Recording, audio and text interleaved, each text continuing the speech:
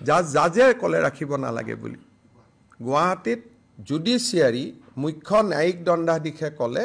যে তেখেতক গুৱাহাটীত নাৰাখিব কাৰণ তাত অজয় ফুকন আছে তাত ভিক্টৰ দাস আছে তাত আলফা আছে আৰু ৰাখা নাৰা আমিতো আমাক যতে জুডিচিয়েল কাষ্টডি মানে কি ন্যায়িক কাষ্টডি আজিৰ পৰা তেওঁ আমাৰ কাষ্টডিত নহয় জুডিচিয়েল কাষ্টডি ন্যায়িক জিম্মা কোড হ'ব সেইটো ন্যায়ালয়ে নিৰ্ধাৰণ কৰে জাজে ক'লে ৰাখিব নালাগে বুলি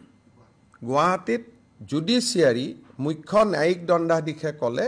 যে তেখেতক গুৱাহাটীত নাৰাখিব কাৰণ তাত অজয় ফুকন আছে তাত ভিক্টৰ দাস আছে তাত আলফা আছে